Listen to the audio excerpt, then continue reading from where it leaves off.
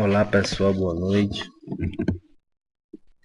E eu nessa hora estou gravando esse tutorial, mas é um tutorial que tem uma finalidade diferente de todas as outras que eu já vi. E é um tutorial que eu quero estar falando sobre a palavra de Deus, sobre as coisas de Deus. E isso vai ser muito importante para mim e para você que está me assistindo, me ouvindo através desse material. Eu me chamo Edivaldo Alexandre, eu sou um jovem com 22 anos, sou um jovem cristão e eu tenho um sentimento de contribuir para a pregação do Evangelho, não interessa de que maneira isso aconteça, né? Então eu vou estar mostrando algumas imagens para vocês e vou estar apresentando um plano. Não é um plano comercial, não é um plano de vendas, é um plano de salvação, que esse plano eu tirei ele através da Bíblia, né? Eu fiz uma pesquisa na internet e consegui um material já preparado, mas em breve eu estarei com meu PowerPoint todo completo e isso vai ser muito bom. Então todos nós um dia fomos crianças, né? A gente tinha de certa forma as nossas brincadeiras, a nossa alegria, né? Algumas brincadeiras eram pesadas, aí os rapazes gostavam de brincar de forma mais pesada, mas sempre brincamos, que alegria. Mas o tempo vai passando e as nossas brincadeiras começam a ser brincadeiras um pouco mais sérias. E se, por exemplo, os nossos pais não tiverem um cuidado e não manter não nos monitorar, né? Não manter aquele vigilância, nós começamos a pular os muros, subir os muros. E subir o muro hoje em dia é uma expressão de alguém que não definiu uma posição, né? Não tomou uma decisão ainda de onde vai permanecer. E isso tem acontecido com muitas pessoas.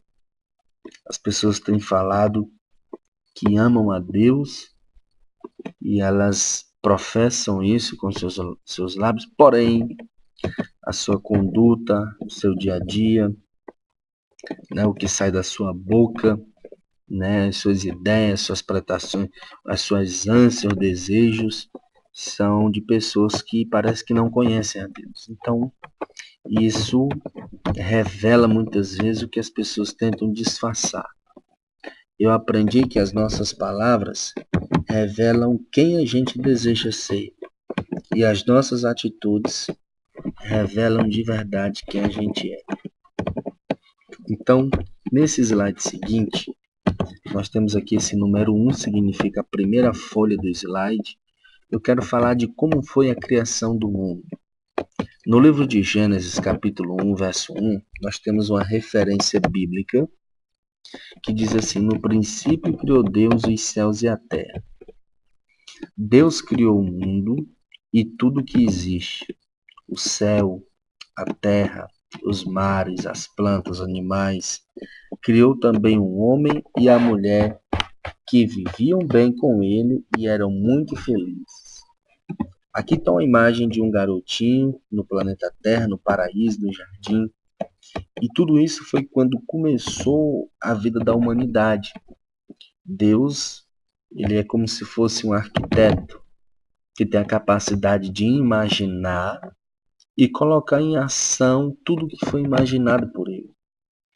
Então, veja bem, Deus é perfeito, então ele projetou tudo com os mínimos detalhes, pensou em tudo que o homem ia ter de necessidade. Então veja bem, primeiro Deus criou Deus os céus e a terra, porque era onde o homem iria habitar. E Deus criou as plantas, porque as plantas iam dar mantimentos.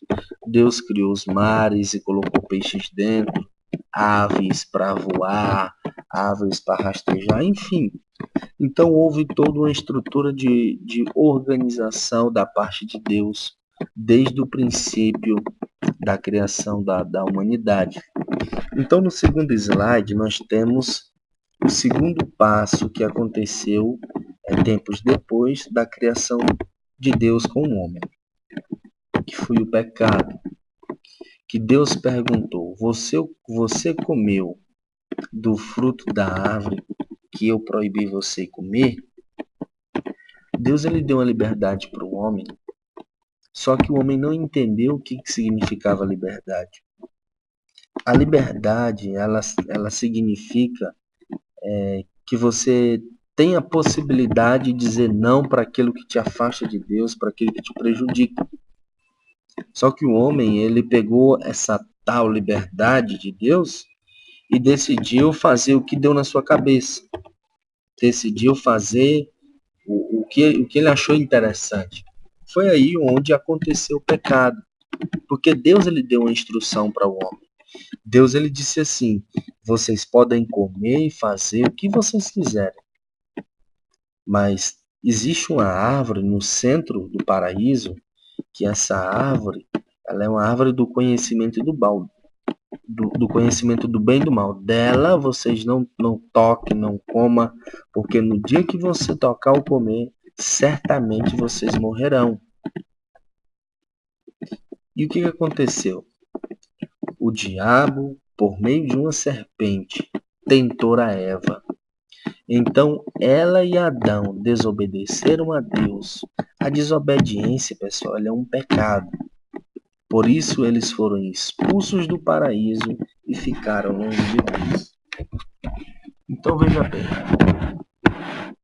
desobedeceram, foram contra uma instrução que Deus deu, e isso fez com que eles tivessem uma consequência eterna. Eles foram expulsos do paraíso, do lugar que Deus projetou para eles de uma forma mágica, linda, magnífica. Então, veja bem todos os malefícios que esse pecado provocou com o homem. O homem passou a ter a necessidade de trabalhar todos os dias para ter o seu sustento. A Bíblia diz que ele ia começar a comer do suor do seu próprio rosto. A mulher iria sentir dores de parto. Então, até então, a mulher não sentia dores. A mulher ia se fadigar, se cansar, né? Hoje em dia, uma linguagem mais moderna. O estresse é por conta do pecado que um dia a gente cometeu lá no passado. Talvez eu não, mas você também não, mas a nossa descendência, Adão e Eva, né? Na verdade, nossos ancestrais, né? Eles cometeram esse pecado e nós até hoje pagamos um preço muito alto por conta disso. Mas eu vou lhe explicar o que foi que aconteceu, né? Há pouco tempo atrás, 2000 anos atrás, que mudou toda essa realidade. Então, no terceiro slide, nós temos já o pontapé inicial para toda uma mudança que aconteceu depois, né, do pecado que o homem cometeu, que foi a vinda de Jesus. A Bíblia diz que Deus enviou o seu Filho, está em Gálatas capítulo 4, verso 4. Eu poderia lhe dar dezenas de referências bíblicas que comprovam que Jesus é o Filho de Deus. Pessoas que foram milagrosamente curadas, abençoadas por Ele, testificaram, testemunharam de que algo poderoso estava acontecendo. Então veja bem, por amar todas as pessoas, Deus enviou seu Filho para eles voltarem a viver com Ele. Jesus nasceu em Belém. José e Maria cuidaram do menino até que ele crescesse. José e Maria eram duas pessoas que conheciam a palavra de Deus. Eles eram pessoas tementes, que viviam aquilo que Deus se agradava. E Deus, ele olhou para essas duas pessoas e percebeu nelas algo diferente. A fidelidade, né? O compromisso com a palavra. Então Deus decidiu contar com Maria e com José. Só que o nascimento de Jesus não poderia ser de um nascimento de origem pecaminosa. Foi por essa razão que um milagre aconteceu. Maria era uma moça virgem que estava comprometida em casamento com José. E ela, de uma noite para um dia, recebeu a presença de um anjo enviado por Deus, e esse anjo deu um recado para ela, de que ela iria ficar grávida, e ela creu naquela palavra, mesmo não tendo contato sexual com o marido dela, o noivo dela, nem com nenhum outro homem, ela engravidou pelo ouvido, pelo que o anjo falou para ela. Olha que maravilha! Ela teve fé, ela acreditou, ela tomou posse da promessa de Deus. Então veja bem, eles cuidaram da criança, eles ensinaram a criança, instruíram a criança, só que ela era uma criança diferente. Desde os seus primeiros 12 anos em diante, essa criança começou a manifestar atitudes e comportamentos de alguém que era além do comum. Esse menino chamava a atenção por onde passava. Era um menino cheio de graça, era um menino cheio de conhecimento, era um menino de princípios, e isso foi fazendo a diferença. O mais interessante é que o nome desse menino era Jesus. E esse nome tem poder, queridos. Então, aqui no slide número 4, acontece aquilo que é mais sobrenatural em toda a história da humanidade e das galáxias, que foi a morte desse menino Jesus. Já nesse momento, ele já era um homem de 33 anos de idade aproximadamente. E Cristo morreu pelos nossos pecados. No Antigo Testamento, que é antes de Jesus,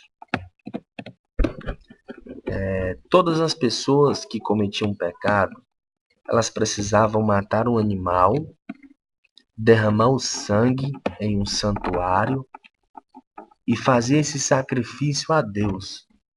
Dessa forma, o sacrifício liberava a pessoa daquela culpa, daquela acusação, daquele pecado. E a pessoa era liberta, era curada. Então veja bem, a Bíblia ensina que todos têm de ser castigados por sua desobediência a Deus. Esse castigo é a morte eterna no inferno. Jesus sofreu esse castigo por nós. Ele deu sua vida na cruz para pagar pelos pecados de todo o mundo. Então essa cruz que está aí no centro, no meio, ela é a cruz que Jesus foi pregado nela. Foi a cruz que prendeu nosso Jesus. Mas o que prendeu Jesus nessa cruz não foi a madeira, o prego, não foi os soldados. Foi o amor que ele tinha por mim e por você. O amor dele era tão especial que ele entendeu que era necessário ele fazer algo diferente, algo que outra pessoa não poderia fazer, algo que só ele, Filho de Deus, poderia fazer por mim e por você. Foi por isso que ele decidiu entregar a sua vida, porque ele era um homem perfeito, ele era um homem santo, ele era um homem que por onde ele passava as pessoas queriam acompanhá-lo, as pessoas queriam ouvi-lo, as pessoas queriam tocá-lo, porque sabiam que nele tinha algo especial da parte de Deus. E isso é que faz toda a diferença na minha vida e na sua.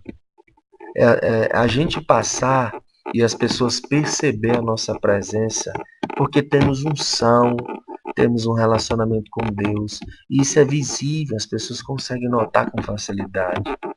Não adianta eu ou você querer forçar a barra.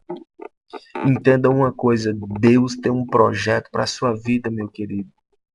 Você não está existindo nesse tempo, nessa vida, por acaso.